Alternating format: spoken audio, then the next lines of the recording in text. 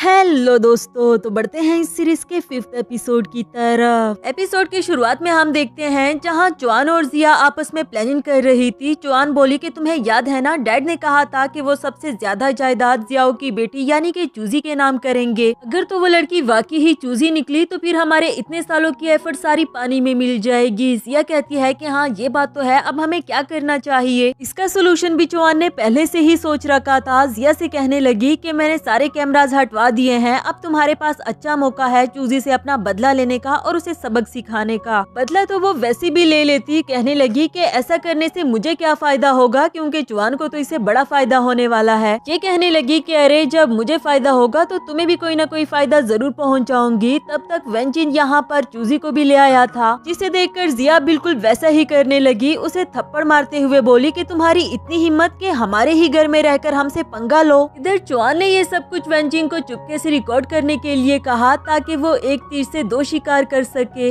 जिया बेचारी को तो इस बात का अंदाजा ही नहीं था कि असल खेल तो उसके साथ खेला जा रहा है कि उसका अपना हस्बैंड ही उसे रिकॉर्ड कर रहा था। नेक्स्ट सीन में वीफांग घर पर आया हुआ था और जब उसने चूजी के गाल पर लाल कलर का निशान देखा तो उससे पूछने लगा कि तुम्हारे गाल पर कुछ हुआ है क्या। इस पर चूजी ने फौरन से बात बदल दी कि तुम्हारे डैड को वो प्रोजेक्ट्स मिल गए हैं ना जो वो चाहते थे। वीफांग फौरन खड़ा होकर उसका शुक्रिया अदा करता है। यकीनन ये सब कुछ आपकी वजह से ही मुमकिन हो पाया। चूजी बोली कि अरे स्टूपिड, बैठ जाओ, तुम गेस्ट हो और मैं यहाँ की सर्वेंट। तुम्हें याद है ना कि मुझे फेवर में तुमसे क्या चाहिए। वीफांग बोला कि जी मुझे याद है, मैं डैड से इस बारे में जरूर बात करूंगा। आफ्टर दैट चूजी उसे अपने साथ लंच करने के लिए कहती है, जिस पर वीफांग तो उसे किसी हाई फाई रेस्टोरेंट लेकर जाना चाहता था, मगर ये बोली कि नहीं, हम किसी छोटी जगह से ही खा लेंगे। वीफांग को भी इससे कोई मसला नहीं होता। कहने लगा कि मैं जल्दी से ग्रैंडपा को रिपोर्ट कर दूं, फिर चलते हैं। जाते जाते वो रुककर दोबारा से कहने लगा कि तुम्हारा बहुत शुक्रिया मेरी अच्छी दोस्त बनने के लिए। सच कहूँ ना तो बचपन के बाद मुझे कभी भी कोई अच्छा दोस्त नहीं मिला। चूजी को उसकी बात सुनकर दिल ही दिल में बुरा लगने लगा। पूछने लगी कि अगर मैं तुम्हारा यूज कर रही हुई तो। वीफांग को इसकी बात कुछ ज्यादा समझ नहीं आई, लेकिन कहने लगा कि कोई बात नहीं, अगर तुम मेरा यूज कर रही हो तब भी चलेगा, जो कहकर वहाँ से चला जाता है। नेक्स्ट सीन एक छोटे से रेस्टोरेंट का दिखाया जाता है जहाँ ये दोनों खाने के लिए आए हुए थे और वीफांग उससे सवाल करता है कि आखिर तुम मिस्टर जियाओ के बारे में क्यों जानना चाहती हो। चूजी इसे सच तो नहीं बता सकती, मगर बात बदलते हुए कहती है कि जब मैं स्कूल की स्टूडेंट थी तब मिस्टर जियाओ ने मेरी हेल्प की थी। अब जब मैं बड़ी हो गई हूँ तो मैं उन्हें उनकी फेवर वापस करना चाहती हूँ, लेकिन मुझे पता चला कि उन्होंने कुछ साल पहले ही सुसाइड कर लिया था। इवन कि उनका ऐसा कोई क्लोज रिलेटिव भी मुझे नहीं मिल पा रहा जिनसे कि मैं मिल पाऊँ, उनकी वाइफ या फिर उनकी बेटी। वीफांग बोला कि अगर मुझे फ्यूचर में उनके बारे में कोई भी इन्फॉर्मेशन मिलेगी तो आई प्रॉमिस कि मैं आपको इसके बारे में जरूर बताऊंगा। तब तक यंशु भी वहाँ पर पहुंचकर पीछे खामोशी से बैठ जाता है ताकि वो इन दोनों की बातें सुन सके। इधर वीफांग चूजी से कह रहा था कि आप कब से मुझे ऐसे देखी जा रही हो और मुस्कुरा रही हो, कुछ हुआ है क्या। वो बोली कि तुम्हें देखकर मुझे बहुत फेमिलियर लग रहा है क्योंकि तुम बहुत काइंड हो। ये बात यहाँ यंशु ने भी सुन ली। कहने लगा कि ये लड़की मेरे पीठ पीछे डेट मारने के लिए आई है या फिर सच्चाई उगलवाने। जब वीफांग उसकी चीख पर लगा हुआ कुछ हटा रहा था, ये तो यंशु से और भी बर्दाश्त नहीं हुआ। कहने लगा कि तुम्हें किसने इजाजत दी उसे टच करने की। वीफांग को समझ नहीं आती कि आखिर ब्रदर यंशु को हो क्या गया। खैर उसने तो डर के मारे चेयर ही चेंज कर दी और वो जगह यंशु को दे देता है। पूछने लगा कि आप इतना गुस्सा क्यों कर रहे हैं, हम दोनों तो बस दोस्त हैं, मगर आप दोनों क्या एक दूसरे को पहले से ही जानते हैं। यंशु चूजी के चीख पर वो कुछ लगा हुआ हटा देता है, जैसे ये हक तो सिर्फ उसी के पास हो। इधर कहने लगा कि हाँ, हम दोनों एक दूसरे को पहले से ही जानते हैं क्योंकि मैं इसका। चूजी सोच रही थी कि अब ये क्या बहाना लगाएगा और वो बोला क्योंकि मैं इसका गार्डियन हूँ, जो सुनकर वीफांग भी हैरान हो गया कि ऐसा कैसे हो सकता है। इधर चूजी ने फौरन से इसके मुंह पर हाथ रख दिया और उसे कहने लगी कि इसकी नॉनसेंस बातों पर मत जाओ, तुम अपना खाना खाओ। फिर धीरे से यंशु से पूछने लगी कि तुम यहाँ पर क्या कर रहे हो, क्या तुमने मेरे पास कोई ट्रैकर लगा रखा है, वरना तो तुम्हें कैसे पता चला कि मैं यहाँ पर हूँ। वो कहने लगा कि क्या तुम मुझसे इतना नफरत करती हो कि मैं यहाँ पर आ भी नहीं कर सकता। चूजी बोली कि ऐसा कुछ भी नहीं है, लेकिन अगर तुम ऐसे मेरे पीछे पीछे आकर मुझे इन्फ्लुएंस करोगे तो फिर मैं वीफांग से सच्चाई कैसे उगलवाऊंगी। यंशु कहने लगा कि इसे खाक कुछ पता होगा। ये दोनों तो ऐसे बातें कर रहे थे जैसे वीफांग इनके साथ बैठा ही ना हो। तभी वीफांग बोल पड़ा कि असल में मैं थोड़ी बहुत सच्चाई तो जानता ही हूँ।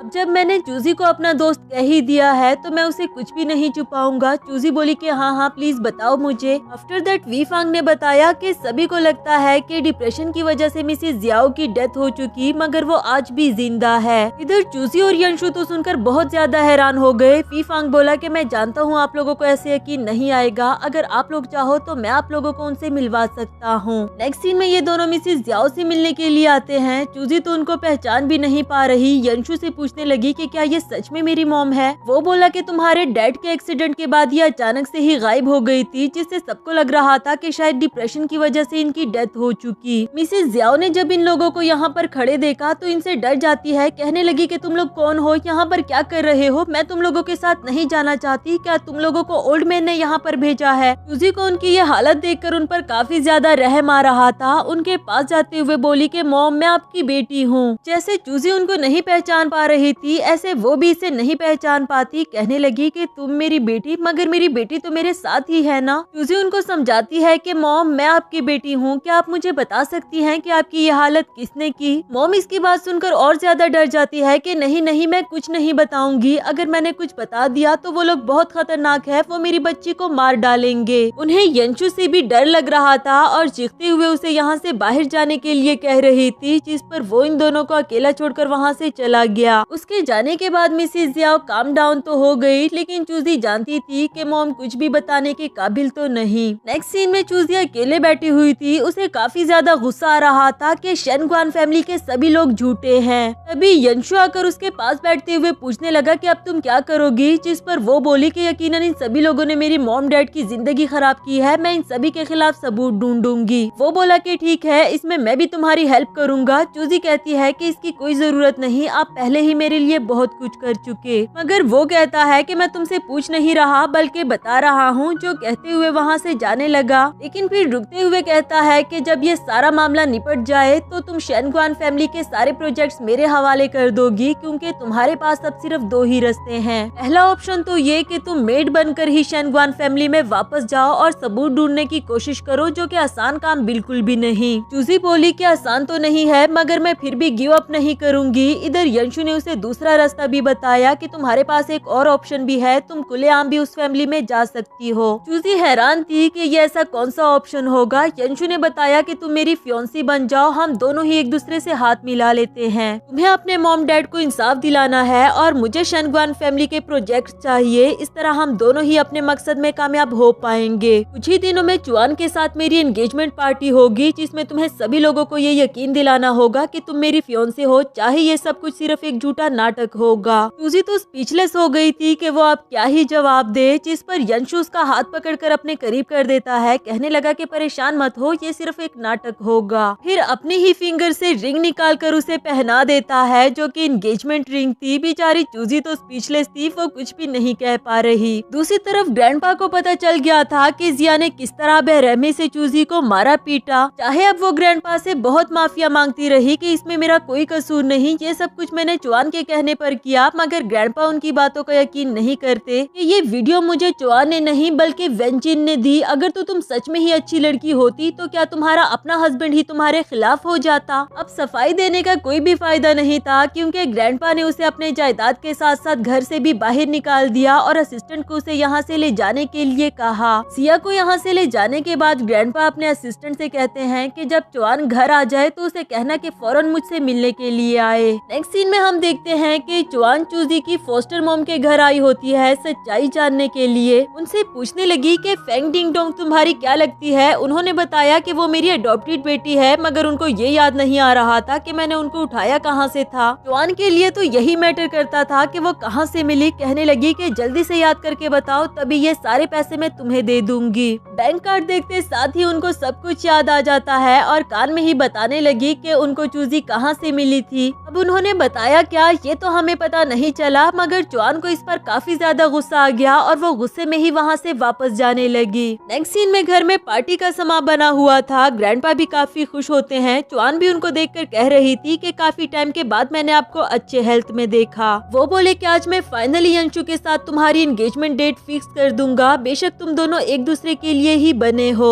चुआन भी इस बात पर बहुत ज्यादा खुश हो जाती है, कहने लगी मगर अभी तक उन लोगों के घर से कोई आया क्यों नहीं। यहाँ सर्वेंट ने आकर धीमे से चुआन को बताया कि कोई चूजी नाम की लड़की अंदर आना चाहती है, पर ये बोली कि उसे किसी भी हाल में अंदर आने मत देना। सर्वेंट के जाने से पहले ही यंशु यहाँ पर हाजिर हो जाता है, चूजी को अपने साथ लेकर, जैसे ये दोनों कपल हो। बेचारी चुआन को तो देखकर एक झटका लगता है कि उसके होने वाले फियोंसी को भी अब इस लड़की ने चीन लिया, जबकि यंशु यहाँ जानबूझकर तमाशा बनाना चाहता था। जबकि यंशु को मिस्टर जियाओ की बात याद आती है, जब उन्होंने इसे कॉल करके बताया था कि कभी हम दोनों अच्छे दोस्त हुआ करते थे, उसी के बिना पर मैं तुम्हें अपनी बेटी सौंप रहा हूँ, प्लीज उसे प्रोटेक्ट करना। प्रेजेंट में वो दिल ही दिल में कहता है कि तुम्हें फियोंसी बनाकर ही मैं प्रोटेक्ट कर सकता हूँ, ये मेरे पास एक आखिरी रास्ता बचा था। चुआन तो आगे आकर इन दोनों को अच्छा सबक सिखाना चाहती थी, मगर डैड ने उसका हाथ रोक लिया कि तुम पागल हो गई हो क्या, अब यहाँ पर तमाशा मत करो। इधर यंशु सबके सामने बताने लगा कि मुझे कभी न कभी तो अपनी लाइफ पार्टनर चूज करनी ही थी, इसलिए मैंने अपने लिए चूजी को चूज किया। ये कहते साथ ही फायर क्रैकर्स होने लगते हैं, जो देखकर चूजी को काफी ज्यादा अच्छा लग रहा था, जबकि यंशु तो सिर्फ उसे ही देखता रहा। साथ ही साथ उसे चूजी के साथ गुजारी हुई सारी मेमोरीज याद आ रही होती है। चाहे सबके लिए ये एक नाटक था, लेकिन दिल ही दिल में वो चूजी को पसंद करने लगा है।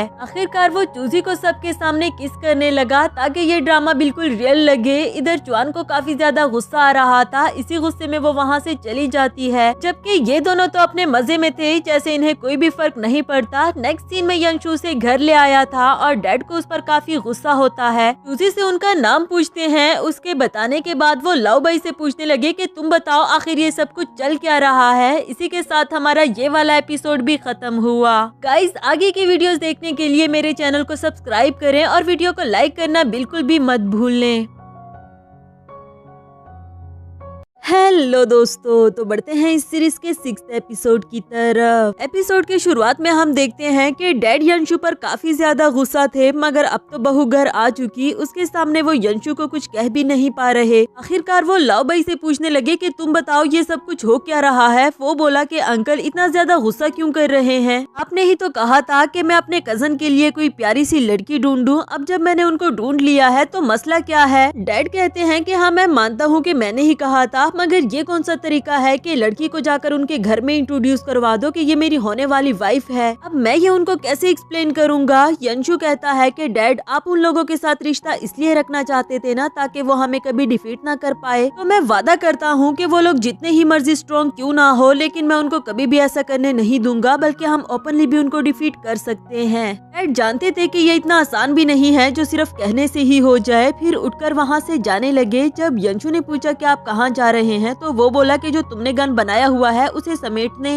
उन लोगों से माफी मांगने के लिए जा रहा हूँ। और कहाँ, ये कहकर डैड तो वहाँ से चले गए। और यहाँ इन दोनों को एक दूसरे को देखकर हंसी आने लगी, क्योंकि जो भी हुआ आखिर बला तो सर से टली। दूसरी तरफ ग्रैंडपा को दिखाया जाता है, जो कि जियाओ के रूम में आए थे, जो कि उनकी पिक्चर को देखते हुए कह रहे थे कि जियाओ तुमने एक ऐसी बेटी को जन्म दिया है जो अब कभी भी इस घर में सुकून रहने नहीं देगी। कुछ टाइम यहाँ पर स्पेंड करने के बाद वो चले जाते हैं। नेक्स्ट सीन अगली सुबह का दिखाया गया, जहाँ यंशु और चूजी दोनों ही परेशान थे कि अब क्या करे। कोई तो रास्ता होगा कि युन फैमिली को शेनगुआन फैमिली के प्रोजेक्ट्स मिल जाए, मगर वो कौन सा रास्ता होगा दोनों को कुछ भी समझ नहीं आ रहा। यहाँ चूजी ने देखा कि यंशु बहुत गहरी सोच में है, तो उसके करीब जाकर पूछने लगी कि मुझे भी बताओ तुम कब से क्या सोच रहे हो, जिस पर वो कोई भी जवाब नहीं देता, क्योंकि इस वक्त वो सच में ही कुछ बहुत ज्यादा इम्पोर्टेंट सोच रहा था। फिर हाथ की मदद से वो चूजी को पीछे पुश करते हुए अपना लैपटॉप लेकर सामने रख देता है। बगैर उसे कुछ बताए अपना लैपटॉप ओपन करके उसे देखने लगा। चूसी भी उसके साथ बैठकर देख रही होती है कि आखिर इसे हुआ क्या। कुछ ही देर में यंशु ने भी अपनी खामोशी तोड़ दी। वो खुश होकर कहता है कि फाइनली मुझे मिल ही गया कि तुम्हारा डैड तुम्हारे लिए क्या छोड़ कर गया है। चूसी को अभी तक ये तो नहीं पता कि आखिर ऐसा क्या है, पर वो इतना ज्यादा खुश हो गई कि खुशी के मारे उसने यंशु को हक कर दिया, साथ ही साथ वो उसे किस कर देती है। अचानक से इस किस ने तो यंशु को भी शॉक कर दिया, क्योंकि चूजी उसकी फियांसी तो जरूर थी, मगर फेक वाली, कोई रियल में थोड़ी ना थी। ऊपर से एंड टाइम पर डैड भी पहुंच जाए कि यंशु ब्रेकफास्ट रेडी हो गया है, फौरन से टेबल पर पहुंच जाओ। जिन्हें देखकर चूजी काफी ज्यादा एम्बेरस हो जाती है। जब यंशु ने उसे अपने साथ ब्रेकफास्ट पर आने के लिए कहा तो वो बोली कि नहीं, मैं नहीं आ सकती, अब तो मैं काफी ज्यादा एम्बेरस फील कर रही हूँ। जो बात डैड ने भी सुन ली, वो कहते हैं कि अपनी होने वाली वाइफ को भी साथ लेकर आना। अब यंशु उसकी मिन्नतें तो करने वाला था नहीं, इसलिए जबरदस्ती उसे पकड़कर अपने साथ ब्रेकफास्ट के टेबल पर ले जाता है। यहाँ डैड ने यंशु के लिए एग नहीं बनाया था तो वो कहने लगा कि डैड, अगर शेनगुआन फैमिली के साथ हमारी कोऑपरेशन खत्म हो गई है तो इसका मतलब ये तो नहीं कि हम गरीब हो गए, बल्कि मैं आपसे वादा करता हूँ कि अब हम और भी ज्यादा सक्सेसफुल हो जाएंगे। जो कहते कहते वो डैड की प्लेट से उनका ऑमलेट ले लेते हैं। डैड भी उससे लड़ने लगे कि तुम यही कहते कहते मेरा सब कुछ खा गए हो। यहाँ खाने के टेबल पर इनकी क्यूट सी फाइटिंग होती है। दूसरी तरफ से चूजी अपना ऑमलेट देते हुए कहने लगी कि अंकल आप गुस्सा मत करें, बल्कि आप मेरा ऑमलेट ले लें। यंशु ने उसे ऐसा करने भी नहीं दिया। ये कहकर के डैड के पास जो है वो उन्हीं से गुजारा कर लेंगे। इसके बाद डैड ने चूजी से सवाल पूछा कि तुम सच में ही इससे शादी करना चाहती थी, कहीं इसने तुम्हें ब्लैकमेल तो नहीं किया? यंशु के डर से वो बोली कि नहीं नहीं, मैं सच में ही इससे शादी करना चाहती हूँ। अब डैड भी रिलैक्स हो गए कि चलो ठीक है, अमेरिका से तुम्हारे फूफा फूफी वापस आ गए हैं, अब उनको खुद ही जवाब देना। जो सुनकर यंशु को एक झटका लगता है कि ओ गॉड, अचानक से ये लोग कहाँ से टपक पड़े, इन्हें समझाना तो सबसे मुश्किल काम है। नेक्स्ट सीन में बिल्कुल ऐसा ही होता है। फूफा फूफी के हजारों सवाल थे कि तुम्हें शेनगुआन फैमिली से पंगा लेने के लिए किसने कहा था, तुम जानते हो ना कि वो लोग हमारे कितने बड़े सपोर्टर्स हैं। वो बेचारा तो इनके सवालों से तंग आ चुका, कहने लगा कि मुझे परेशान करना बंद कर दो, वरना तो मैं आप लोगों की शिकायत अपनी वाइफ से लगा दूंगा। जबकि बेचारी चूजी तो खुद भी इनके सामने मुंह छुपाकर बैठी हुई थी, क्योंकि उसके पास भी इन लोगों के सवालों का जवाब नहीं होता। अब उस बेचारे को इतनी बातें सुनते हुए देखकर यहाँ चूजी उनको अपना इंट्रोडक्शन करवाते हुए कहती है कि मेरा नाम फेंग डिंग डोंग है। ये सुनते साथ ही पुप्पो ने उससे सवाल किया कि मैंने कभी फेंग फैमिली के बारे में नहीं सुना, क्या तुम यून फैमिली में इसलिए आई हो ताकि तुम यहाँ की प्रॉपर्टी लूट सको? बेचारे यंशु ने तो पुप्पो को इतनी अजीब बातों से रोकने की बहुत कोशिश की, मगर पुप्पो कहाँ उसकी सुनने वाली थी। इधर चूजी उनको क्लियर करते हुए कहती है कि मैं एक ऑर्डिनरी लड़की हूँ, किसी बड़ी फैमिली से तो नहीं, मगर मैं आप लोगों को यकीन दिलाती हूँ कि शेनगुआन फैमिली को डिफीट करने में सिर्फ मैं ही आपकी हेल्प कर सकती हूँ। फुप्पो ने तो उसे स्ट्रेट जवाब दे दिया कि ऐसा हो ही नहीं सकता, तुम झूठ बोल रही हो। इवन कि यंशु भी नहीं जानता था कि ऐसा कैसे होगा। जिसके बाद चूजी प्रोफेशनल तरीके से इन लोगों के सामने आकर इन्हें मल्टीमीडिया पर समझा रही थी कि मिस्टर ली लाई मिस्टर जियाओ का सबसे अच्छा दोस्त था, मगर उनकी डेथ के बाद भी उन्होंने शेनगुआन फैमिली से अपने कोऑपरेशन को कंटिन्यू रखा, जो कि उनको काफी फायदा दे रहा है। हम पहले उनका ये कोऑपरेशन खत्म करके यून फैमिली की तरफ लेकर आएंगे। फुप्पो बोली, मगर उसने तो अपना नाम चेंज करके ज़ैंगवी रख दिया था। और चूजी कहती है, लेकिन हम हर हाल में उनको ढूंढ लेंगे। उसका ये वाला आइडिया यंशु को तो बहुत ज्यादा पसंद आया। वो उसके लिए क्लैपिंग करता है, कहने लगा कि हम यही करेंगे। नेक्स्ट सीन में ये दोनों शेनगुआन कंपनी पहुंच आए थे ये जानने के लिए कि ज़ैंगवी हमें कहां पर मिलेगा, मगर यहाँ तो इन दोनों का दिमाग ही चकरा गया, क्योंकि हर दूसरे बंदे का नाम ज़ैंगवी होता है। यंशु को गुस्सा आने लगा कि अब हम उसे कैसे ढूंढेंगे, यहाँ तो हर दूसरे का नाम ज़ैंगवी है। चूजी ने उसे रिलैक्स होकर थोड़ा सा और वेट करने के लिए कहा, पर वो बोला कि नहीं, मेरा टाइम इतना फालतू का नहीं है कि मैं यहाँ पर खड़े वेट करता रहूं। फिर जब चूजी ने उसे कहा कि तुम चले जाओ, मैं खुद ही ढूंढ लूंगी, तो इस पर भी यंशु राजी नहीं होता, बल्कि उसका हाथ पकड़ते हुए कहने लगा कि मैं तुम्हारे साथ ही रहूंगा। नेक्स्ट सीन में मिस्टर लीलाई को दिखाया गया, जो कि अपने वर्कर की लाई हुई पेंटिंग को देख रहा था। वही यंशु और चूजी भी उनके पास आकर खड़े हो गए उनकी बातें सुनने के लिए। वो बातों ही बातों में कहते हैं कि ये पेंटिंग मुझे इतनी अच्छी क्यों नहीं लग रही जितना कि इसको होना चाहिए, वैसे इसे लाई कितने की हो? वो बोला कि कुछ ज्यादा नहीं, बस 40 मिलियन की। जो सुनकर चूजी तो हैरान हो गई कि ये पेंटिंग, वो भी 40 मिलियन की। जबकि यंशु की हंसी छूट गई। वो कहता है कि फाइनली आपको किसी ने बेवकूफ बना ही दिया। इस पेंटिंग को तो कोई 1 मिलियन का भी ना ले और आपने इसे 40 मिलियन का खरीद लिया। मिस्टर लीलाई कहता है कि क्या मतलब, तुम कहना क्या चाहते हो, साफ साफ लफ्जों में कहो। तो यंशु ने उनको और भी क्लियर कर दिया कि अगर ये वाकई ही इतनी कीमती पेंटिंग होती तो किसी ऑक्शन में लगी होती ना, बजाय कि किसी ने आपको डायरेक्टली ही सेंड कर दिया। मैं देखकर ही बता सकता हूँ कि इस पिक्चर को सिर्फ 2 घंटों में बनाया गया है, वो भी सिर्फ आपको बेवकूफ बनाने के लिए। वर्कर तो यहाँ से जान छुड़ाकर भाग गया, क्योंकि आखिरकार वो पकड़ा जो गया था बिकॉज उसी ने ही किसी से डील की होगी। लेकिन मिस्टर लीलाई काफी इम्प्रेस हो जाता है। वो आगे हाथ बढ़ाकर यंशु से उसका नाम पूछने लगा, जिस पर यंशु ने सिर्फ हाथ को टच सर्च करते हुए अपना नाम बताया। इधर चूजी आगे आकर अपना फेक नाम बताने वाली थी, मगर उससे पहले ही यंशु ने उसका रियल नाम बता दिया, वो भी फुल कॉन्फिडेंस के साथ। जो सुनकर मिस्टर लीलाय अचानक से ही बहुत नर्वस हो गए और कोई छोटा सा बहाना करके वहाँ से चल दिए। यंशु तो सिर्फ उनको घूरे जा रहा था। जब चूजी ने पूछा कि आपने उनको मेरा रियल नाम क्यों बताया, तो वो बोला क्योंकि यही मिस्टर लीलाय है। उसी तरफ मिस्टर लीलाय को काफी डर लग रहा था, वो अपनी जान छुड़ाना चाहते थे कि तभी वेंचिन ने उसे ढूंढ लिया और गला पकड़ते हुए पूछने लगे कि यून फैमिली के लोग तुम्हें क्यों ढूंढ रहे हैं, कहीं तुम हमारे पीठ पीछे उनकी मदद तो नहीं करना चाहते। वो बोला कि नहीं नहीं, ऐसा बिल्कुल भी नहीं है, मैं भला उनकी मदद क्यों करने लगा। वेंचिन ने उसकी जान तो छोड़ दी, मगर कहने लगा कि तुम उसकी मदद क्यों नहीं कर सकते, आखिर तुम जियाओ के अच्छे दोस्त रहे हो। तब तक यंशु और चूजी भी यहाँ पर पहुँच चुके थे। यंशु बोला कि मैं भी जियाओ का बहुत अच्छा दोस्त था। उनको यहाँ पर देखकर वो यंशु से कहने लगा कि तुम्हारी यहाँ पर आने की हिम्मत कैसे हुई। चूजी नहीं चाहती थी कि यहाँ पर कोई फाइट हो, इसलिए वो यंशु को यहाँ से ले जाना चाहती थी। तो वेंजिन ने उसे डरपोक कहा, बिल्कुल ही अपने डैड की तरह। डैड के बारे में इस तरह की बातें सुनकर चूजी ने उसे थप्पड़ मार दिया कि खबरदार अगर तुमने मेरे डैड के बारे में कुछ कहा तो। वेंजिन को लगा था कि शायद वो भी आराम से पिछली बार की तरह थप्पड़ मार देगा, पर यहाँ यंशु ने उसका हाथ पकड़ लिया, कहने लगा कि तुम्हारी हिम्मत कैसे हुई मेरे लोगों को हाथ लगाने की। इवन के उसका हाथ मरोड़ते हुए नीचे गिरा दिया। दूसरी तरफ मिस्टर लीलाय अपनी जान बचाते हुए भाग गया क्योंकि उसे मौका जो मिल गया था, मगर ये दोनों भी उनके पीछे जाने लगे और आखिरकार उन्हें पकड़कर अपने साथ बात करने के लिए बिठा दिया। यंशु उन्हें यकीन दिला रहा था कि आप फिक्र नहीं करें, मैं वादा करता हूँ कि आपको कोई भी नुकसान नहीं पहुँचाएगा। जबकि उनका सवाल चूजी से था कि तुम शेनगुआन फैमिली से होकर भी यून फैमिली की मदद क्यों करना चाहती हो, तो वो बोली कि अपने डैड की खातिर। क्या आप मेरे डैड की डेथ के बारे में कुछ भी नहीं जानते? दूसरी तरफ चुआन और ग्रैंडपा को भी खबर हो चुकी थी कि आखिरकार उन दोनों ने लीलाय को ढूंढ निकाला। तो इधर ये दोनों अपनी पूरी कोशिश कर रहे थे मिस्टर लीलाय को राजी करने के लिए कि वो शेनगुआन फैमिली के साथ अपनी कोऑपरेशन खत्म करके यून फैमिली में शामिल हो जाए। लेकिन जब वो सीधे से नहीं माना तो उनको ब्लैकमेल करने लगे कि आप अपने मार्केट में प्रोडक्ट्स को बहुत एक्सपेंसिव प्राइस पर सेल कर रहे हैं। किसी ने भी इस बात को अभी तक नोटिस नहीं किया क्योंकि वहाँ पर सब हाई स्टैंडर्ड के लोग रहते हैं, लेकिन अगर हमने इस बात को उछाल दिया तो फिर यकीनन लोग भी इस पर अपना ओपिनियन जरूर देंगे। तो क्या आपको लगता है कि आपका मार्केट फिर भी इतने अच्छे से चल पाएगा? ये बात मिस्टर लीलाय के लिए टेंशन वाली तो जरूर थी, मगर वो फिर भी इन दोनों की बातों में नहीं आता कि मैं शेनगुआन फैमिली के साथ कोऑपरेशन खत्म नहीं कर सकता। अब चूजी और यंशु इशारों में ही बात कर रहे थे कि और क्या कहकर इनको धमकाया जाए, और ऐसा कुछ बचा भी नहीं। आखिरकार मिस्टर लीलाय को एक बार और सोचने के लिए कहकर वहाँ से चले गए कि हमें यकीन है आप एक दफा और जरूर सोचेंगे। नेक्स्ट सीन में मिस चुआन को दिखाया गया जो किसी लड़की से मिलने के लिए आई हुई थी, उसके लिए काफी एक्सपेंसिव गिफ्ट्स लेकर उसे इस बात के लिए राजी करती है कि तुम्हें हमारे घर में आना होगा जियाओ की बेटी चूजी बनकर। इतने सारे कीमती गिफ्ट्स देकर तो वो भी राजी हो गई। नेक्स्ट सीन में ग्रैंडपा को इस बात की खबर मिलती है कि उसकी पोती चूजी तो कोई और ही है जो कि अब इस घर में वापस आना चाहती है। वो भी जानकर हैरान हो गए कि ऐसा कैसे हो सकता है, मेरी दो ग्रैंड डॉटर्स कहाँ से आ गई। खैर उन्होंने अपने असिस्टेंट को इस बात को सीक्रेट रखने के लिए कहा कि इस बारे में किसी को भी पता नहीं चलना चाहिए। नेक्स्ट सीन में चूजी को किसी रॉन्ग नंबर से कॉल आती है और उसे बताया गया कि शेनगुआन फैमिली में जियाओ की बेटी चूजी वापस आ गई है।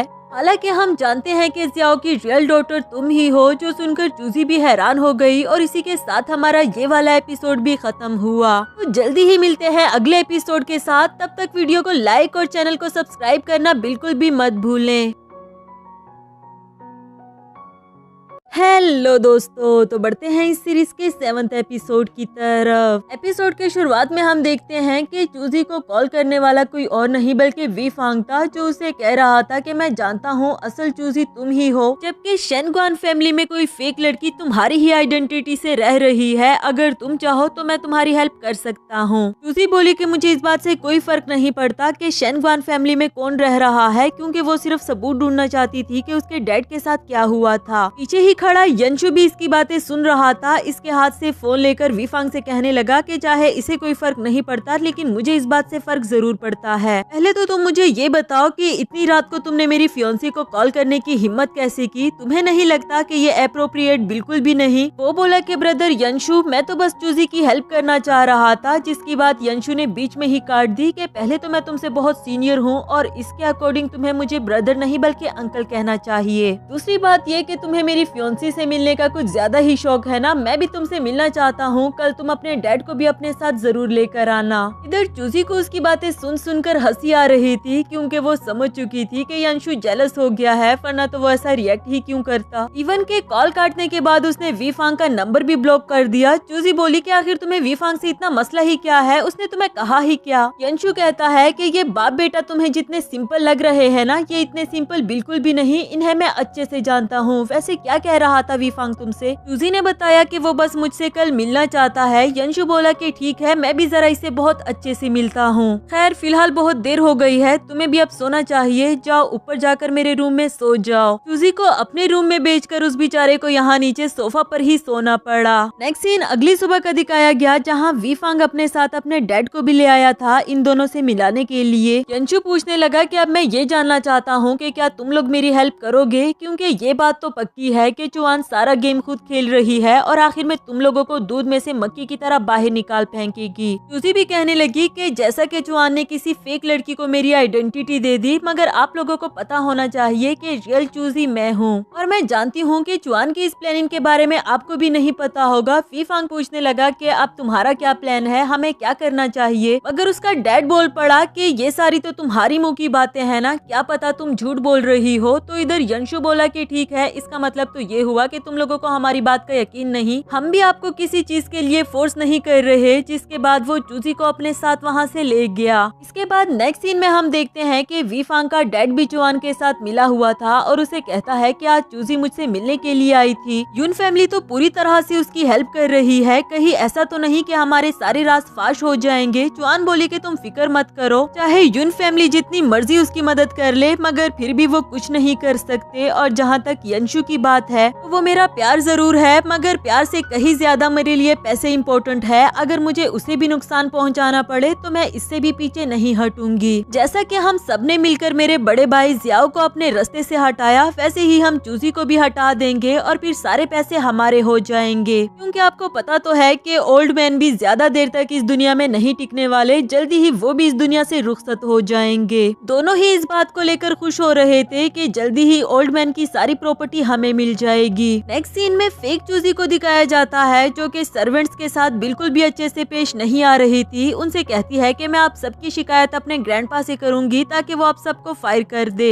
बाय चांस ग्रैंडपा ने भी पीछे ही खड़ी उसकी ये सारी हरकतें देख ली और आगे आते हुए कहते हैं कि क्या हुआ, तुमने इनके साथ इतना शोर क्यों मचा रखा है। जबकि फेक चूजी ग्रैंडपा के पास बैठते हुए कहती है कि ग्रैंडपा, आपने कहा था ना कि आप मुझे कंपनी विजिट कराएंगे, क्या ऐसा नहीं हो सकता कि आप मुझे कंपनी का जनरल बना दे। तो ग्रैंडपा उसे समझाते हुए कहते हैं कि जनरल बन जाना इतना आसान काम नहीं होता, कंपनी में हजारों लोग होते हैं, उनको डील करना पड़ता है, क्या तुम ये सब कुछ कर पाओगी। जो सुनकर वो बोली कि अरे हाँ मैं जानती हूँ, मैं तो बस आपके साथ मजाक कर रही थी, और वैसे भी जनरल की सीट तो सिर्फ मेरी आंटी की ही हो सकती है। ग्रैंडपा ने हैरानी से सवाल किया कि तुम्हें ऐसा क्यों लगा कि जनरल की सीट सिर्फ तुम्हारी आंटी की ही हो सकती है, यानी कि चुआन की। फेक चूजी कहने लगी कि मुझे याद है जब मैं छोटी थी तो आंटी मुझसे बहुत अच्छे से पेश आया करती थी, अब डैड नहीं रहे तो फिर ये सीट उनको ही मिलनी चाहिए। इस पर ग्रैंडपा स्माइल करते हुए बोले कि तुम बोलने में तो काफी अच्छी हो, लेकिन कोशिश करो सर्वेंट से अच्छे पेश आने की, क्योंकि वो हमारे साथ काफी टाइम से है, बिल्कुल ही हमारी फैमिली की तरह। आफ्टर दैट उन्होंने अपने असिस्टेंट से कहा कि चूजी को ले जाकर कंपनी का विजिट करवाओ। उन दोनों के जाने के बाद ग्रैंडपा काफी गहरी सोच में लग रहे थे। दूसरी तरफ चूजी बगैर बताए घर से गायब थी, उसका फोन भी नहीं मिल रहा। लाओ भाई ने काफी कोशिश की, यंशु को उसकी फिक्र हो रही थी। लाओ भाई से पूछने लगा कि उसने जाते हुए तुमसे क्या कहा था, जिस पर वो बोला कि वो तो इतना ही कह रही थी कि वो किसी क्लाइंट से मिलने जा रही है।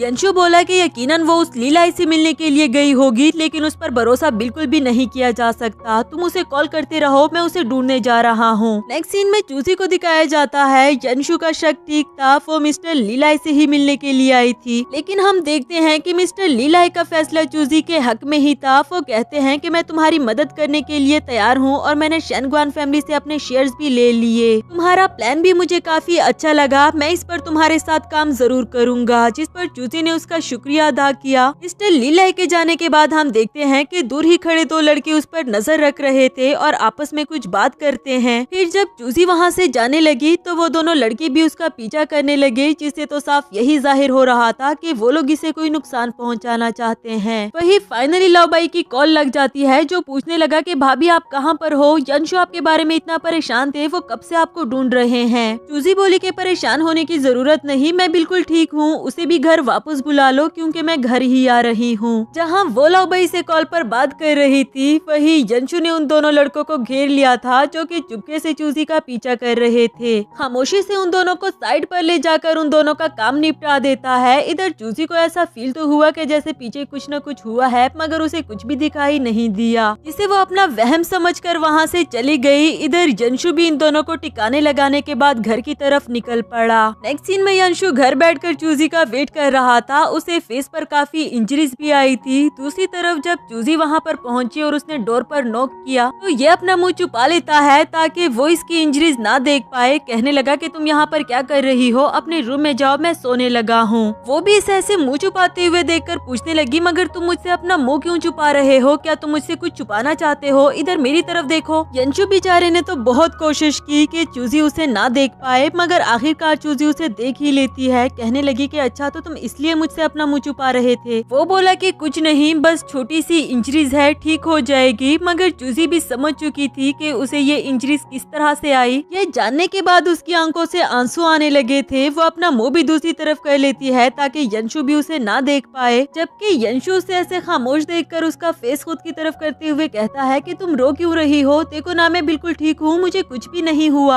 आई स्वेयर मैं तुम्हें किसी बात का दोष नहीं दे रहा, तुम रोना तो बंद करो, देखो मैं बिल्कुल ठीक ठाक तुम्हारे सामने बैठा हूँ। जबकि चूजी को पुरानी वो सारी बातें याद आती है जब जब यंशु ने उसे प्रोटेक्ट किया। उसे लग रहा था कि शायद मैं ही यंशु के लिए मुसीबत बनी हुई हूँ, मेरी वजह से उसे इतनी चोटें खानी पड़ रही है, मगर फिर भी उसने कभी मुझे दोष नहीं दिया। ये सारी बातें रिकॉल करने के बाद प्रेजेंट में कुछ भी सोचे समझे बगैर चूजी ने यंशु को किस कर दिया, क्योंकि वो भी उसे प्यार करने लगी थी। सेम फीलिंग्स यंशु के दिल में भी है, मगर वो कह नहीं पा रहा था। चूजी बोली कि मैं आपके लिए मेडिसिन लेकर आती हूँ, जबकि यंशु ने उसका हाथ पकड़कर उसे वहीं पर रोक दिया, बल्कि उसे बैक किस करने लगा, क्योंकि अदले का बदला तो बनता है। इसी रोमांटिक से सीन के साथ हमारा ये वाला एपिसोड भी खत्म हुआ। जल्द मिलेंगे अगले एपिसोड के साथ, तब तक वीडियो को लाइक और चैनल को सब्सक्राइब करना बिल्कुल भी मत भूलें।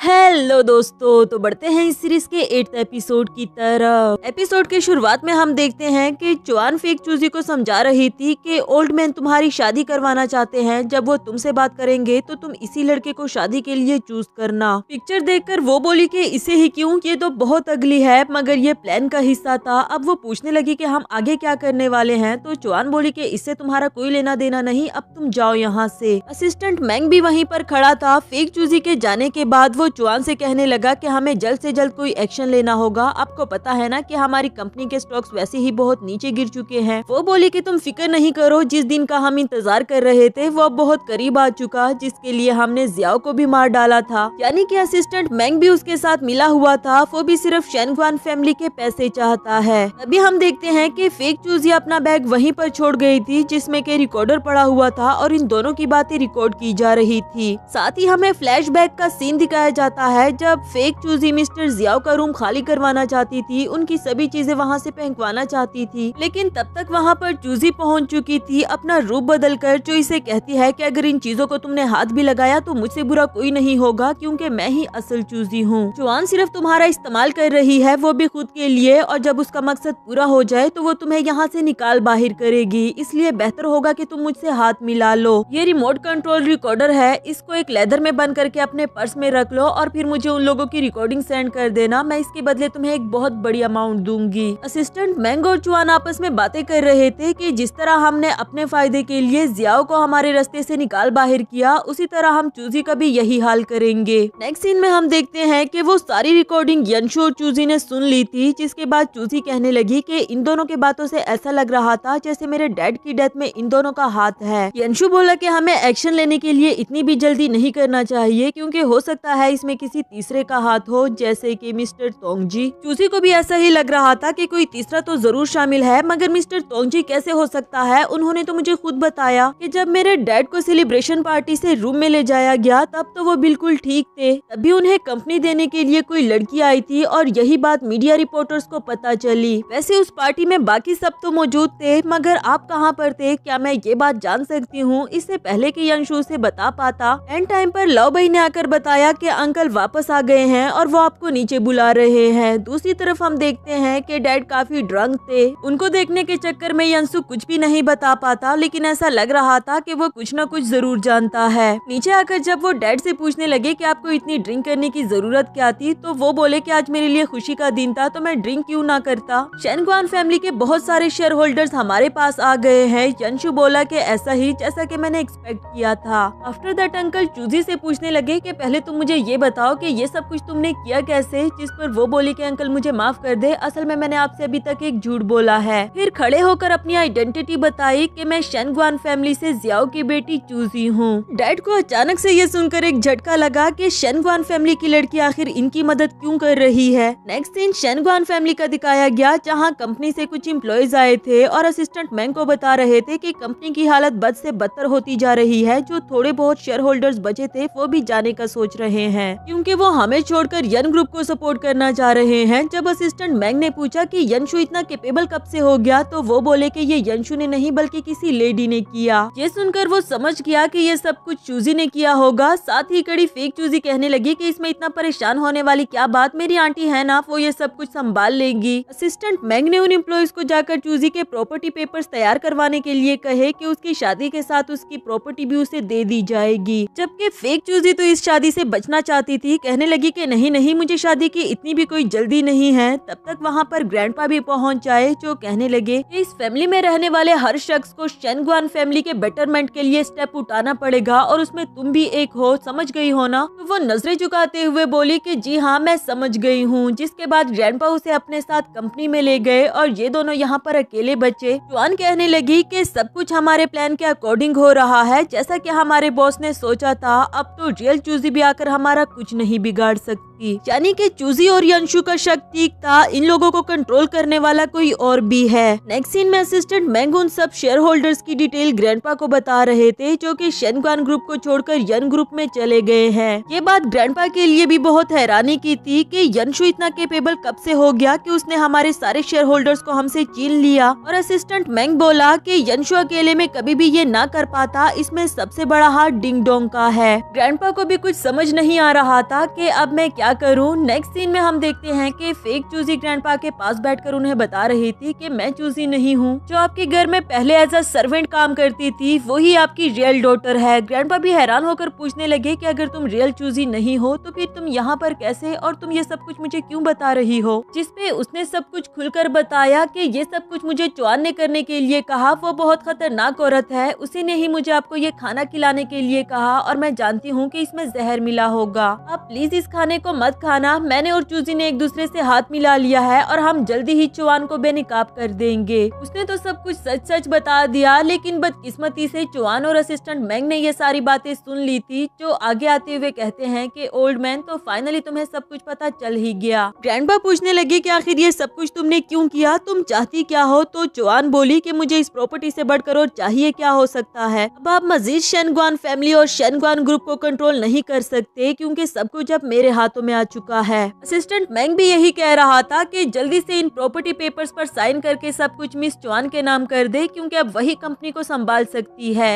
चुआन बोली कि इसके लिए मुझे इतनी बड़ी प्लानिंग करनी पड़ी, चूजी को भी यन फैमिली भेजना पड़ा। इधर ग्रैंडपा बोले कि अच्छा, तो तुम्हें लगता है कि ये सारी प्लानिंग तुम्हारी थी। ऐसा लगता है कि ग्रैंडपा को पहले से ही पता था कि उनकी रियल ग्रैंड डॉटर कौन है, मगर उसकी सेफ्टी के लिए उन्होंने उसे जाने दिया। खैर असिस्टेंट मैंग उन्हें इन प्रॉपर्टी पर साइन करने के लिए मजबूर करता है कि अगर आप सही सलामत इस जगह से बाहर निकलना चाहते हो तो इस पर साइन कर दो, वरना तो फिर तुम्हारा भी वही हाल होगा जो हमने मिलकर तुम्हारे बेटे जियाओ का किया था। यानी कि ग्रैंडपा के पास अब और कोई भी रास्ता नहीं बचा। नेक्स्ट सीन में चूजी को मिस्टर तोंगजी के साथ दिखाया जाता है, जो इसे कह रहे थे कि इस बार मैं तुम्हारा साथ दूंगा, क्योंकि चुआन ने हमें कोई भी फायदा नहीं पहुंचाया। असल में वो डबल रोल प्ले कर रहे हैं, वहाँ चुआन से हाथ मिलाया हुआ है और यहाँ चूजी के साथ भी मिलने की कोशिश कर रहे थे। चूजी बोली कि अब फाइनली हम दोनों पार्टनर्स बन ही चुके हैं, तो आप मुझे ये भी बता दे कि उस रात मेरे डैड के साथ क्या हुआ था, क्योंकि मैं पूरी सच्चाई जानना चाहती हूँ। मिस्टर तोंगजी टोंगजी बताने लगे कि ये राज मेरे दिल में सालों से छुपा हुआ था और अगर तुम भी इस राज को जानना चाहती हो तो तुम्हें खुद को स्ट्रॉन्ग करना होगा। ये बात चूजी को कुछ समझ नहीं आई। साथ ही हमें फ्लैशबैक का सीन दिखाया जाता है जहाँ सभी एक सेलिब्रेटिंग पार्टी में बैठे हुए थे। मिस्टर जियाओ, उनकी वाइफ, टोंगजी और यंशु भी साथ था। यही सवाल जब चूजी ने यंशु से किया था कि आप उस रात कहाँ थे, तो वो कोई भी जवाब नहीं दे पाया, यानी कि वो कुछ न कुछ छुपा रहा है। आज ये पार्टी शेनग्वान फैमिली के सक्सेस के लिए थी, जिसमें यंशु मिस्टर जियाओ को कांग्रेचुलेशंस कर रहा था। मिस्टर टोंगजी भी साथ में बैठे हुए थे, लेकिन थोड़ी ही ड्रिंक करने के बाद मिस्टर जियाओ कुछ बेटर फील नहीं कर रहे थे, तो उनकी वाइफ यंशु से कहने लगी कि आप इनको रूम में ले जाए ताकि ये थोड़ी देर के लिए रेस्ट कर ले। चाहे वो नहीं जाना चाह रहे थे कि यहाँ पर काफी सारे मेहमान हैं, अब मैं पार्टी छोड़कर चला जाऊंगा तो ये बिल्कुल भी अच्छा नहीं लगेगा, लेकिन फिर भी यंशु उनको उठाते हुए अपने साथ रूम में ले जाने लगे। यहाँ चूसी पूछने लगी, पर उनको रूम में कौन लेकर गया था, आप मुझे ये तो बताओ। मिस्टर टोंगजी ने भी बता दिया कि तुम्हारे डैड को रूम में ले जाने वाला कोई और नहीं बल्कि यंशु था, जो सुनकर वो हैरान हो जाती है क्योंकि यंशु ने उसे इतना बड़ा सच छुपाया। इसी के साथ हमारा ये वाला एपिसोड भी खत्म हुआ।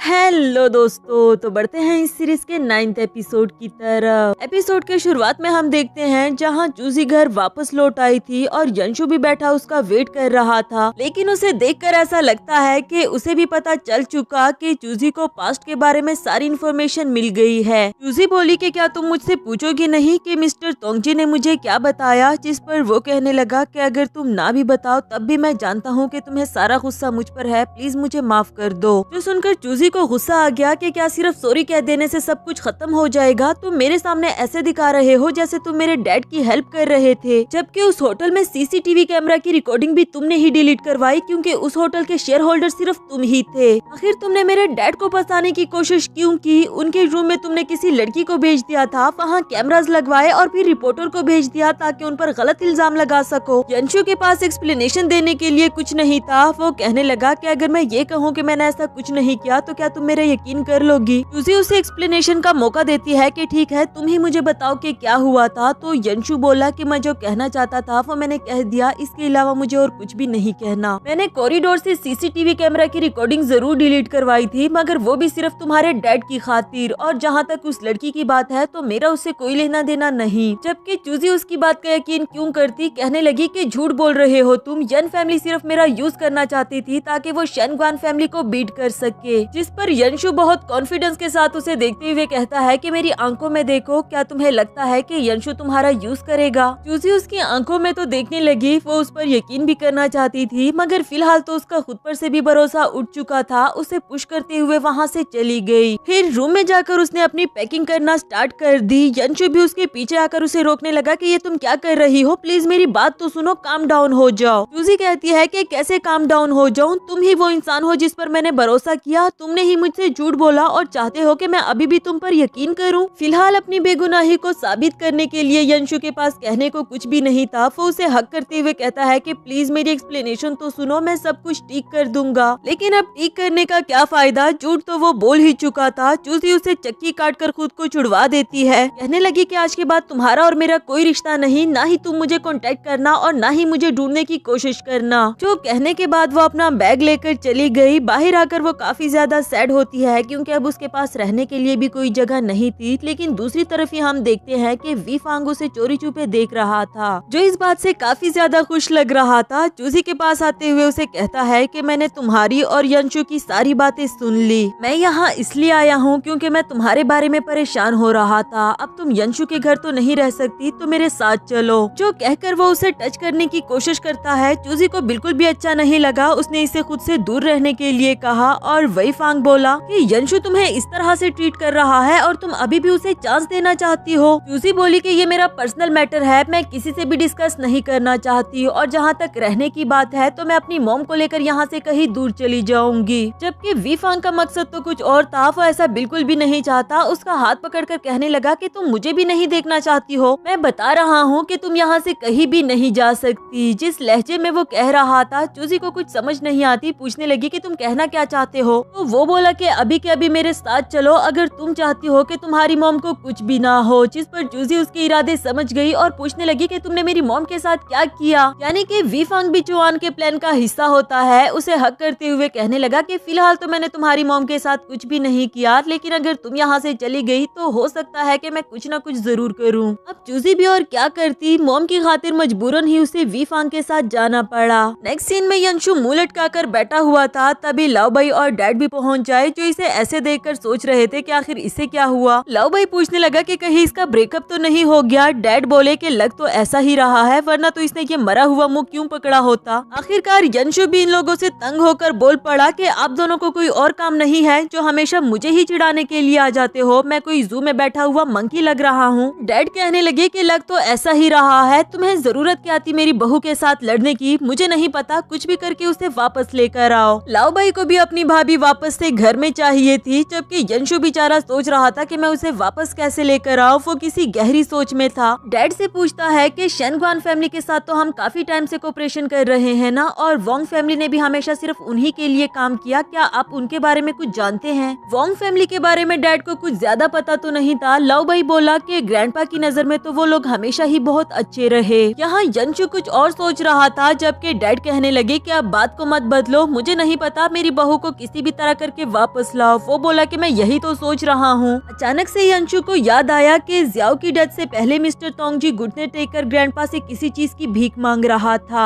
साथ ही हमें फ्लैशबैक का सीन दिखाया गया जब यंशु मिस्टर जियाओ को रूम में लेकर जाना चाह रहा था, मगर वो कॉरिडोर में ही बैठ गया कि मुझे नहीं जाना। तब तक वहाँ मिस्टर तोंगजी पहुँच आया, जो यंशु से बोला कि मैं तुमसे कुछ बात करना चाहता हूँ। उसे साइड पर ले जाकर बातों में लगा दिया और यहाँ कोई लड़की मिस्टर जियाओ को अपने साथ ले गई। यानी कि ये सारा मिस्टर तोंगजी के प्लान का हिस्सा था। प्रेजेंट में यंशु कह रहा था कि कुछ न कुछ तो ऐसा जरूर है जो कि मेरी नजरों से छुपा हुआ है। मिस्टर तोंगजी ने शेनग्वान फैमिली के लिए इतने सालों काम किया, इतने मसले होने के बावजूद भी उसने गिव अप नहीं किया। ऐसा कैसे हो सकता है? और जियाओ ने ये जो मुझे रिकॉर्डर पकड़ाया था, इसमें चाहे सारी पिक्चर्स डैमेज है, लेकिन मैं फिर भी मिस्टर तोंगजी के पिक्चर को पहचान पा रहा हूँ। इधर डैड बोले कि अगर तुम इन पिक्चर्स को अच्छे से देखना चाहते हो तो लाओ जरा, मैं इनको स्कैन करने की कोशिश करता हूँ। नेक्स्ट सीन में मिस्टर तोंगजी चौहान से कह रहा था कि आखिरकार वो दिन आ ही गया है जिसका हम बरसों से इंतजार कर रहे थे। वो बोली कि हाँ बिल्कुल, अब वो दोनों कहाँ रह गए हैं, अभी तक आए क्यों नहीं? तब तक वी फांग भी चूजी को ले आया था और इनसे कहने लगा कि मैं आपके मेन कैरेक्टर को ले आया हूँ। चूजी इन लोगों को यहाँ पर देखकर अपने ग्रैंडपा के बारे में पूछती है कि वो कहाँ है। वी फांग ने उनके बारे में तो कुछ नहीं बताया, मगर वो कहता है कि इस फैमिली का कंट्रोल अब मिस चुआन के हाथ में है और तुम्हारे पास भी सिर्फ दो ही रास्ते हैं। पहला तो ये कि मुझसे शादी करके चुआन की हेल्प करो, और दूसरा ये कि अगर तुम इसकी हेल्प नहीं करती तो फिर तुम्हें भी अपने डैड की तरह इस दुनिया से जाना होगा। चूजी ने शादी के लिए साफ साफ इनकार कर दिया। दूसरी तरफ से चुआन उसे सोशल मीडिया पर दिखाते हुए कहती है कि शेनग्वान ग्रुप में अब कुछ भी नहीं बचा, वो बुरी तरह से डूब रहा है और डैड ने मेरे नाम कोई भी शेयर नहीं किया। तो अगर तुम चाहती हो कि तुम्हारे ग्रैंडपा और तुम्हारी मॉम सलामत रहे तो तुम्हें ये करना ही पड़ेगा। यानी कि सब कुछ चूजी के नाम था और वो लोग इसे यूज करना चाहते हैं। इधर मिस्टर तोंगजी भी बोल पड़े कि हाँ बहू, खाओ पियो ऐश करो, तुम्हें और चाहिए ही क्या है? वो बोली कि मैं अपनी मॉम को देखना चाहती हूँ। चुआन कहने लगी कि ठीक है, मैं कल सुबह तुम्हें तुम्हारी मॉम से मिलवा दूंगी। जिसके बाद वी फांग चूजी को उसके रूम में ले जाने लगा था, जबकि वो इसे टच करने भी नहीं देती क्योंकि उसे वी फांग पर काफी ज्यादा गुस्सा आ रहा था। नेक्स्ट सीन में यंशु और उसके डैड को दिखाया गया, जो डैमेज पिक्चर्स को रिपेयर करने की कोशिश करते हैं और वो इस कोशिश में कामयाब भी हो गए, जो देखकर यंशु अपने डैड को अप्रिशिएट करता है कि वाओ डैड, ये आपने कहाँ से सीखा? वो बोले कि साइंस में तो मैं हमेशा ही टॉप का स्टूडेंट रहा हूँ, तुम्हारी मॉम को भी तो इसलिए ही मुझसे प्यार हुआ था। इसके बाद अगली सुबह का सीन दिखाया गया, जहाँ चुआन चूजी को उसकी मॉम से मिलाने के लिए लेकर आई थी और वो अपनी मॉम से पूछने लगी कि आप ठीक तो है ना, इन लोगों ने आपको कोई नुकसान तो नहीं पहुँचाया? चुआन कहती है कि अभी तक तो हमने ऐसा कुछ नहीं किया, लेकिन अगर तुमने चालाकी दिखाने की कोशिश की तो हम जरूर करेंगे। चूजी अपनी सारी जायदाद चुआन के नाम करने के लिए तैयार हो गई थी, मगर उसकी एक शर्त होती है कि मैं अपनी मॉम को यहाँ से ले जाऊंगी और तुम में से कोई भी मुझे फॉलो नहीं करेगा। जबकि चुआन बोली कि नहीं, तुम्हें वी फांग से शादी करके मेरी बहू बनना होगा, जिसके बाद तुम मुझे मॉम कहकर बुला सकती हो। जो सुनकर चूजी हैरान हो गई, पूछने लगी कि क्या वी फांग आपका बेटा है? क्या आप मैंग के साथ रिलेशनशिप में नहीं? तो वो बोली कि मैंग को तो मैं सिर्फ एक खिलौने की तरह यूज कर रही थी। खैर, इसके अलावा मैं तुम्हें कुछ नहीं बताने वाली, बस इतना जान लो कि तुम्हें वी फांग से शादी करनी ही होगी। नेक्स्ट सीन में ग्रैंडपा को दिखाया गया, जिन्हें एक रूम में बंद कर दिया गया होता है। सर्वेंट्स भी उनके के साथ अच्छे से नहीं पेश आ रहे। वो कहते हैं कि नहीं खाना तो मत खाओ, शुक्र करो मिस्टर वी फांग का जो तुम्हें खाने को भी दे रहे हैं, वरना तो अब तक तुम मर चुके होते। तब तक वहाँ वी फांग भी पहुँच आया, जिसे ग्रैंडपा पर हंसी आ रही थी। एक कल तक जो हमें अपने इशारों पर नचाता था, आज मेड्स भी उनके साथ इतना बुरा सलूक कर रहे हैं, देखकर मुझे बहुत अफसोस हुआ। वैसे मजे की बात बताऊं, कल तुम्हारी ग्रैंड डॉटर चूजी और मेरी एंगेजमेंट होने वाली है। यकीनन ये जानकर आपको खुशी तो बिल्कुल भी नहीं हुई होगी। ग्रैंडपा बोले कि आखिर तुम चाहते क्या हो, तुम्हें जो कुछ भी चाहिए मैं देने के लिए तैयार हूँ, लेकिन शेनगुआन फैमिली को बख्श दो।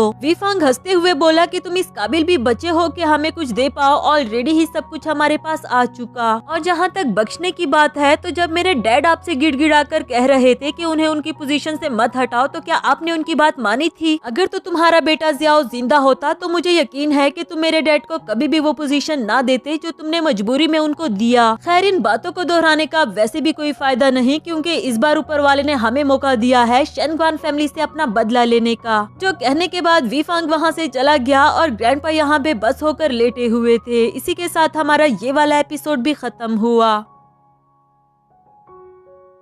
हेलो दोस्तों, तो बढ़ते हैं इस सीरीज के लास्ट एपिसोड की तरफ। लेकिन इससे पहले अगर आपने अभी तक मेरे चैनल को सब्सक्राइब नहीं किया तो सोच क्या रहे हो यार, कर दो ना, ताकि आने वाली न्यू और मजेदार सी सीरीज आप लोगों को टाइमली मिल सके। एपिसोड की शुरुआत में हम देखते हैं जहां वी फांग एक बार में बैठा हुआ ड्रिंक कर रहा था कि तभी गुस्से में यंशु भी पहुंच आया और उसका गिरबान पकड़ते हुए पूछने लगा कि चूजी कहाँ पर है। वो स्माइल देते हुए कहता है कि सब्र रखो, इतनी भी क्या जल्दी है। हाँ, एक बात तो मैं तुम्हें बताना भूल ही गया कि कल मेरी चूजी के साथ शादी होने वाली है। यकीनन तुम्हें बहुत बुरा लग रहा होगा। फिलहाल तुम जो कुछ भी करोगे उसका इम्पैक्ट डायरेक्टली मेरे और चूजी के रिलेशनशिप पर पड़ेगा, इसलिए बेहतर होगा कि तुम हौसला रखो। और अभी बड़ा शौक मिलना तो तुम्हें बाकी है। यंशु बोला कि तुम कुछ भी कर लो, मैं तुम्हें चूजी को नुकसान पहुँचाने नहीं दूंगा। वी फांग को इस वक्त वो मजबूर लग रहा था। उसे अपनी चेयर पर बिठाते हुए बोला कि अगर तुम चाहते हो कि मैं उसे कोई नुकसान ना पहुँचाऊँ तो फिलहाल मेरा दिमाग खराब मत करो। यंशु भी उसे स्माइल करते हुए पूछने लगा कि तुम्हारे इतने पसीने क्यों छूट रहे हैं, और वैसे भी तुम्हारे और भी काफी सारे हेल्पर्स हैं। इसके जवाब में उसने कुछ भी नहीं कहा और वहाँ से चला गया। इधर यंशु कहने लगा कि ये छोटा सा पैकेट खुद को कुछ ज्यादा ही बड़ा धमाका नहीं समझ रहा, लेकिन बेटा तुम्हारे साथ मैं करता क्या हूँ, बस तुम देखते जाओ। और वेटर ड्रिंक सर्व करो। वेटर बेचारा लव बॉय बना हुआ था जो ड्रिंक सर्व करते हुए बोला कि यार सारा दिन में वेटर बन कर बहुत थक चुका हूँ। जबकि यंशु के दिमाग में बड़ी प्लानिंग चल रही थी। कहने लगा कि तुम पता लगाओ कि विनार यानी कि चूजी की मॉम और वांग फैमिली के बीच में क्या रिलेशनशिप है। चौहान के खिलाफ तो हमें सारे क्रिमिनल एविडेंस मिल चुके हैं, अब बारी है वांग फैमिली की। नेक्स्ट सीन अगली सुबह का दिखाया गया जहां यंशु अच्छे से रेडी होकर उस प्लान पर वर्क करने के लिए पहुंच आया। यहाँ कहानी में भी एक नया ट्विस्ट आता है कि चूजी की मॉम जो कि डिप्रेस्ड होने की एक्टिंग कर रही थी वो बिल्कुल ठीक ठाक है और यहाँ क्लाइंट्स को अपना प्रोजेक्ट दिखा रही होती है। यंशु को इस बात का शक पहले ही हो चुका था। उसकी पिक्चर लेते हुए दिल ही दिल में कहने लगा कि इसमें तो कोई भी शक नहीं कि ये औरत विनार ही है। दूसरी तरफ शेनगुआन हाउस में बैठकर ये सब अपनी जीत का जश्न मना रहे थे कि जो हम चाहते थे बिल्कुल वैसा ही हुआ। शेनगुआन फैमिली तो हमारे हाथों आ ही चुकी, बस अब वी फांग के साथ चूजी की शादी हो जाए तो सारी प्रॉपर्टी भी हमारे हाथ आ जाएगी। वही चूजी भी दुल्हन बने बेबस खड़ी थी क्योंकि उसे लग रहा था कि मेरी मॉम इन लोगों के कब्जे में है और अगर मैंने वी फांग से शादी ना की तो ये लोग मेरी मॉम को नुकसान पहुंचा देंगे। उसे ऐसे मुंह लटकाए हुए देखकर वी फांग कहने लगा कि मुस्कुराओ तो सही, चाहे तुम ये शादी दिल से नहीं चाहती मगर फिर भी ये सब कुछ रियल लगना चाहिए। उसका ये वाला रूप चूजी ने कभी भी एक्सपेक्ट नहीं किया था। कहने लगी कि मुझे शर्म आ रही है खुद पर कि मैं तुम्हें अपना दोस्त समझती रही जबकि तुम एक अच्छे एक्टर थे। जिस पर वो स्माइल करते हुए बोला कि दोस्त, मेरा कोई भी दोस्त नहीं है और जहाँ तक मुझे याद है तो तुमने खुद ही कहा था कि तुम मेरा यूज करना चाह रही हो, क्या तुम भूल गई? दूसरी बात ये कि मेरे पेरेंट्स ने मुझे अडॉप्ट किया है, इसलिए मैं जो भी करूँगा सिर्फ उनके लिए करूँगा क्योंकि उन्होंने मुझे मेरी लाइफ का सब कुछ दिया। यहाँ हमें ये भी पता चल जाता है कि वी फांग ना तो मिस्टर तोंगजी का बेटा था और ना ही चुआन का, बल्कि उसे अडॉप्ट किया गया। उसे मजीद बताया कि अगर तुम मेरी बातों को अच्छे से मानती रही तो तुम और तुम्हारी मॉम बिल्कुल सेफ है। चलो अब कैमरा में देखकर स्माइल करो। नेक्स्ट सीन में विनर को दिखाया गया जिसे उसकी असिस्टेंट बता रही थी कि सब कुछ प्लान के अकॉर्डिंग हुआ। शेनगुआन फैमिली के सभी शेयर्स वांग फैमिली को ट्रांसफर कर दिए गए हैं, यानी कि इस पूरे गेम को चलाने वाली कोई और नहीं बल्कि विनर थी। मगर वो वांग फैमिली पर इतना मेहरबान क्यों है, ये तो हमें आगे ही जानने को मिलेगा। फिलहाल वो बता रही थी कि मुझे अपना नाम बदलना पड़ेगा, क्योंकि अब चूजी को वो किसी न किसी तरह करके बेवकूफ तो बनाती। साथ ही हमें फ्लैशबैक का सीन दिखाया जाता है, जहाँ वो मिस्टर तोंगजी के साथ बैठी हुई थी। वो इसे बता रहा था कि मैंने कॉरिडोर की रिकॉर्डिंग डिलीट करवा दी है। दूसरी तरफ रिपोर्टर अपने साथ उस लड़की को बुलाते हुए कहता है कि मैडम, आपने जैसा हमें कहा था, हमने वैसी पिक्चर मिस्टर जियाओ के साथ बनवा ली है। उन दोनों के जाने के बाद तोंगजी विनार को समझा रहा था कि तुम्हें मेरी बात समझ क्यों नहीं आ रही, जो तुम कर रही हो वो ठीक नहीं है। जियाओ तुमसे बहुत प्यार करता है। जहाँ तक मेरी बात है तो मैं खुद ही सब कुछ मैनेज कर लूंगा, उस बारे में तुम फिक्र मत करो। तुम्हारी अब जियाओ के साथ अच्छी लाइफ गुजर रही है। और फिर चूजी का क्या, तुमने उसके बारे में कुछ सोचा? लेकिन विनार इस बात पर गुस्सा हो जाती है कि तुम मुझे बताना बंद करो, तुम नहीं जानते शेनगुआन फैमिली के सभी लोग लुटेरे हैं। वो मुझसे सब कुछ छीनना चाहते हैं। मैं उन सबको इस मकाम पर ला खड़ा करूंगी कि वो सभी लोग एक दूसरे को मारने पर तुल जाएंगे। प्रेजेंट में विनार अपनी असिस्टेंट को बता रही थी कि आखिर मैं जैसा चाहती थी मैंने कर दिखाया। पास्ट में मैं और तोंगजी फियोंसी थे, हम दोनों एक दूसरे से बहुत प्यार करते थे। लेकिन मसला सिर्फ एक था कि मुझे सीरियस इलनेस थी जिसे अफोर्ड करना हम दोनों के बस की बात नहीं थी।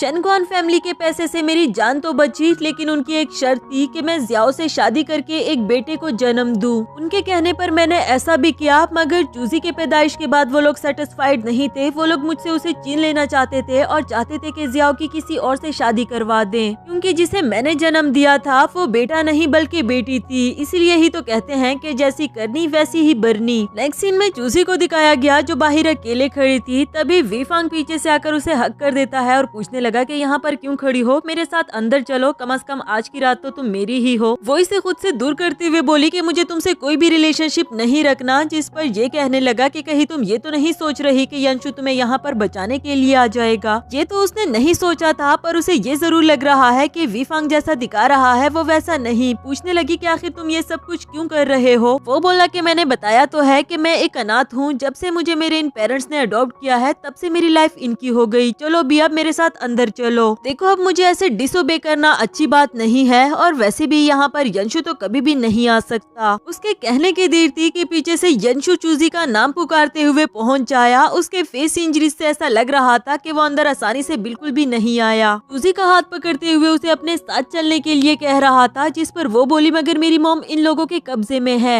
वीफांग भी उसे टोंट मारते हुए कहता है कि मिस्टर यंशु, जिसे तुम अभी भी अपनी फियोंसे समझ रहे हो, असल में वो अब मेरी बन चुकी है। जो सुनकर यंशु को बहुत ज्यादा गुस्सा आ गया और उसे नीचे लिटाते हुए कहता है कि खबरदार, अगर तुमने चूजी के बारे में सोचा भी, जो ड्रामा तुम लोगों ने रचा रखा था वो अब खत्म हो चुका। फिर चूजी से कहने लगा कि इन लोगों ने तुमसे झूठ बोला है, चलो मेरे साथ चलो। उसी तरफ मैंग ने जब विनार की पिक्चर देखी तो गुस्से में पूछने लगा कि ये यंशु के पास कैसे आई। चुआन उसे समझाने लगी कि अब गुस्सा करने की कोई बात नहीं, और वैसे भी विनार के बारे में अब डैड भी जान चुके हैं। लेकिन इससे फर्क ही क्या पड़ेगा, शेनगुआन फैमिली का कंट्रोल तो हमारे हाथ में है। दूसरी तरफ से ग्रैंडपा आते हुए बोले कि क्या सच में? उनको यहाँ देखकर चुआन हैरान हो गई कि डैड आप यहाँ। मिस्टर तोंगजी से पूछने लगी कि आपने तो कहा था कि वीफांग इन पर नजर रख रहे हैं। वो बहुत ही नॉर्मल वे में कहते हैं कि यंशु ने बहुत ही क्लियरली इन्वेस्टिगेट करवाया है। मैंग बोला कि तुमने हमें धोखा दिया, और ये बात तो सच ही है, क्योंकि उसे चुआन से क्या लेना देना, असल में तो वो विनार के साथ मिला हुआ था। ग्रैंडपा बोले कि अब बकवास करने का क्या फायदा, मुझे यंशु ने सब कुछ सच सच बता दिया। तुम्हारे सारे क्रिमिनल रिकॉर्ड्स भी मेरे पास आ गए, अब तो बस पुलिस के आने की देर है। जो सुनते साथ ही ये दोनों उनके पांव पड़ गए और खुद की क्लेरिफिकेशन देने के लिए एक दूसरे पर इल्जाम लगाते रहे। जबकि वो बोले कि जियाओ भी तो तुम्हारा भाई ही था, जब तुम्हें उस पर रहम नहीं आया तो मुझे तुम पर रहम क्यों आए। बेशक मैंने विनार के साथ ना इंसाफी करने की कोशिश की थी, और ये सब कुछ उसी का ही नतीजा है। जो कहकर वो वहाँ से जाने लगे। नेक्स्ट सीन में विनार को दिखाया गया। अचानक से यंशु को अपने सामने देखकर वो हैरान होते हुए पूछने लगी कि तुम यहाँ। इसका कोई जवाब दिए बगैर वो पूछने लगा कि मिस्टर तोंगजी के साथ तुम्हारा क्या रिलेशनशिप है। वो अनजान बनने की कोशिश करने लगी कि मैं किसी तोंगजी को नहीं जानती। यंशु बोला कि झूठ बोल रही हो, ये वही घर है ना जिसमें तुम और तोंगजी एक साथ रहा करते थे। बाद में तुम्हें शेनगुआन फैमिली में घुसने का मौका मिल गया, जिस अपॉर्चुनिटी को तुमने यूज किया और हमेशा कंपनी में तोंगजी को फेमस पर्सन बना कर रखा। ये सब कुछ तो मैं लॉजिकली कह रहा हूँ, लेकिन यकीनन मेरा अंदाजा बिल्कुल ठीक है। विनार बोली कि क्या बोले जा रहे हो, मैं किसी तोंगजी को नहीं जानती हूँ। जहाँ तक डिप्रेस होने की एक्टिंग थी तो वो मैंने इसलिए की क्योंकि अगर मैं ना करती तो शेनगुआन फैमिली मुझे कैसे जाने देती। यंशु को बेवकूफ बनाने की उसने अच्छी कोशिश की, जबकि वो एक रिकॉर्डर दिखाते हुए बोला बोला कि फिर चुआन को कंट्रोल करने वाला कौन था, यकीनन ये तो तुम बहुत अच्छे से जानती होगी। वो अभी भी अनजान बन रही थी कि मुझे क्या पता होगा मिस्टर यंशु, अगर तुम्हें कोई और काम ना हो तो तुम यहाँ से जा सकते हो। जबकि यंशु कहने लगा कि मैंने अब तक जो कुछ भी बताया वो सब कुछ सच था, अब तुम भी मान ही लो कि जियाओ को फंसाने वाली कोई और नहीं बल्कि तुम खुद ही थी।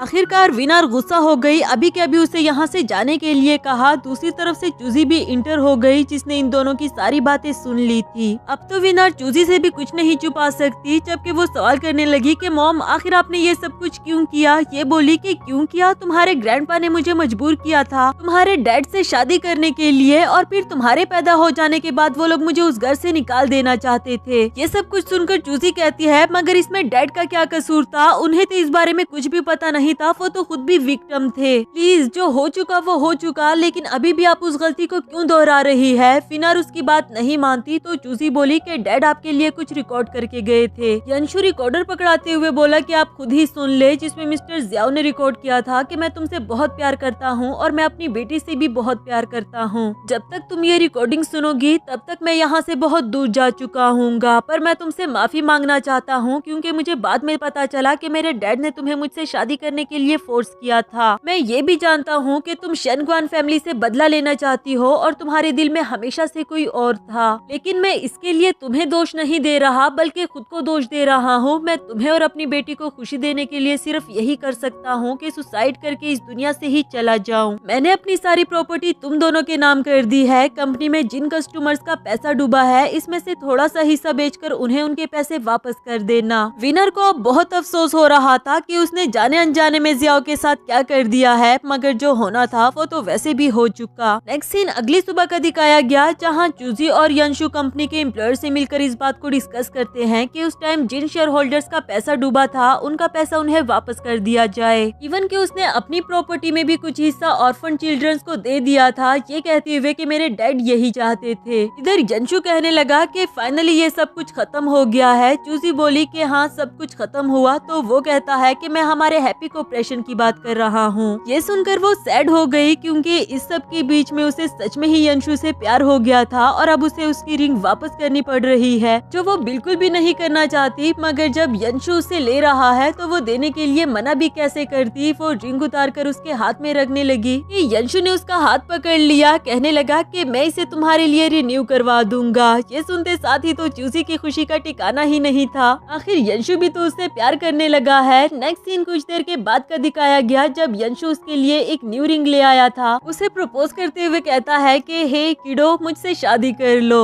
उसके सामने तो वाकई में ही चूजी बच्ची ही थी। साथ ही साथ हमें पास्ट के सीन्स दिखाए जा रहे होते हैं जब उसने पहली बार चूजी को प्रोटेक्ट करने का वादा लिया था और फिर जहाँ तक हो सका उसे प्रोटेक्ट करने की कोशिश की। चूजी ने भी उससे शादी करने के लिए हाँ कर दी और इसी प्यारे से सीन के साथ हमारी इस सीरीज की भी हैप्पी एंडिंग हुई।